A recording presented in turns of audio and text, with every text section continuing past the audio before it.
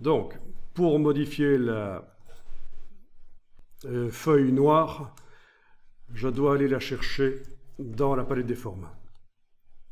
C'est ce qui est encore de plus simple parce qu'elle est stockée là. Je pourrais ouvrir un ancien fichier dans lequel je l'ai dessiné, mais je vais pouvoir aller la chercher là. Donc je m'assure bien que rien n'est sélectionné avec la flèche noire, je clique à côté de tout. Et puis je vais prendre n'importe laquelle de ces deux feuilles, c'est la même, et la déplacer sur le plan de travail. Donc je cliquer, glisser, je la déplace là, voilà.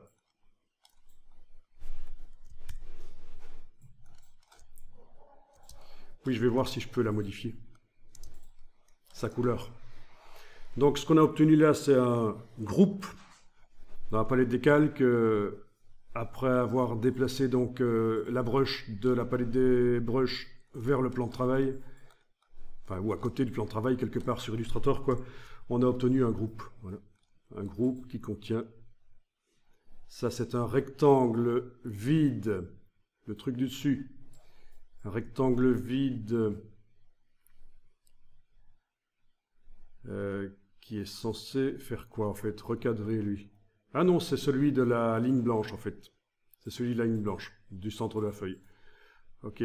Ah, le rectangle vide qui recadre la brush, il est là. Oui, c'est normal que quand vous allez rechercher un motif aussi dans la palette motif ou une brush dans la palette des brushes, vous ayez toujours ce rectangle vide en fait, qui n'a pas de couleur de fond et de contour. Il est invisible. C'est le rectangle qui sert à recadrer en fait. Voilà. Donc pas d'inquiétude avec ça.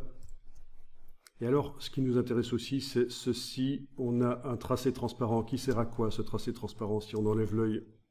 Ah oui, c'est le contour extérieur de la feuille. Et puis on a le centre de la feuille. Bon, ben c'est ça qu'on va sélectionner de toute façon. Hein. Le centre de la feuille, on le sélectionne avec la petite cible ici. On aurait pu aussi, bien sûr, prendre la flèche blanche plus qui sert à sélectionner entièrement un objet qui fait partie d'un groupe. Voilà. Le contour, le centre, la feuille noire. Voilà. Donc c'est bien un fond noir qu'on a ici. Parfait. On le met à l'avant-plan, le fond, et on va modifier sa couleur.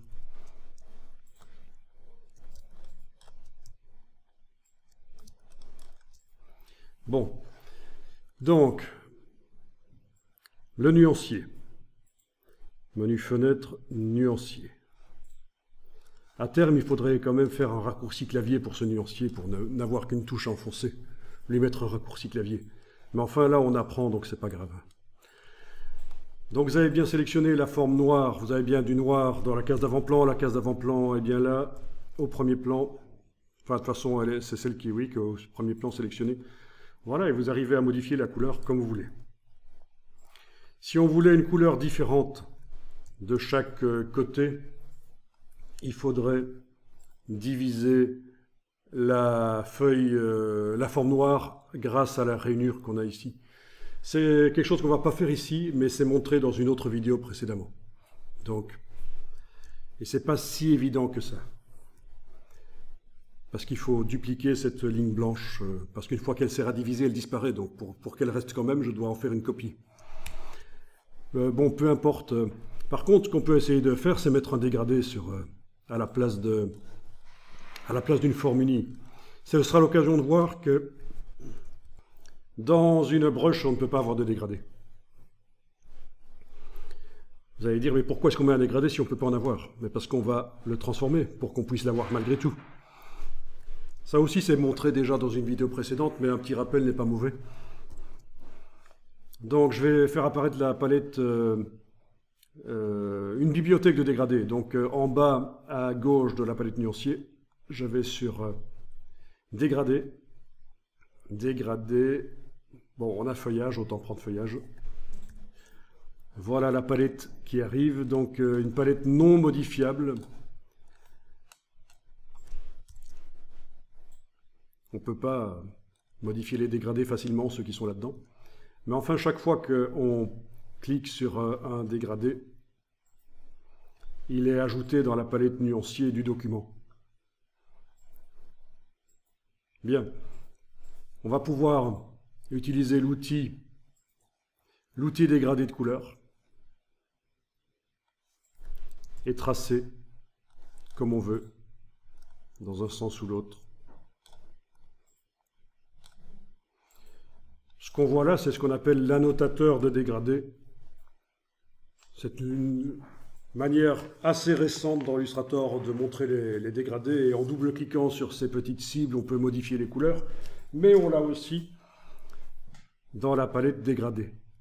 Oui, il n'y a pas que ça, on sait aussi déplacer le dégradé, le tourner, etc. Moi, personnellement, je n'utilise pas trop ça, mais pourquoi pas.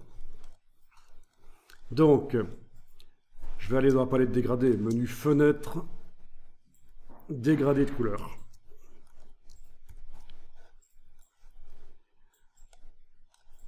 En double-cliquant, ça fait apparaître le nuancier et on peut remplacer une couleur. On peut aussi créer sa couleur. Ok. Menu de ici. On peut la créer en RVB si on veut, pour avoir une couleur vive si on veut.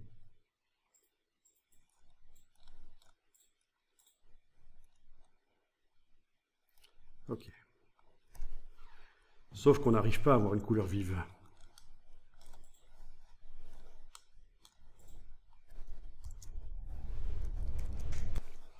Bon, comment est-ce que je peux obtenir des couleurs vives? On dirait que j'arrive pas à avoir un vert vif. Ce sera la même chose si j'essaye d'avoir un rose vif ou quoi. Voyons un peu. Donc RVB.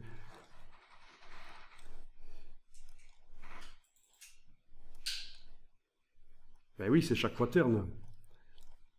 Pourtant, je suis en train clairement de choisir cette couleur-là. Et c'est terne. Vous savez comment on va faire? Non? Fichier. Paramètres de quoi? C'est ça. Fichier mode colorimétrique du document. On va tenter de passer en RVB et on va voir si ça marche. Je dis ça parce que il y a tellement de choses à connaître dans ces logiciels que parfois je ne suis pas certain moi-même que ça va fonctionner. Je suis prudent. Donc, sur la barre de titre, du coup, il est indiqué RVB. Si je double-clique sur l'échantillon et que je mets une couleur vive, est-ce que ça va passer? On dirait que ça marche. Voilà, elle est là. Avec l'outil dégradé, je vais redéployer un peu ça. Ok, parfait, génial.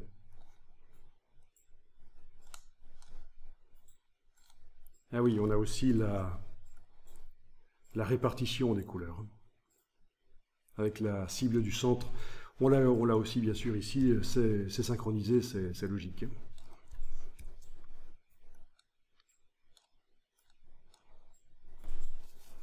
Ok.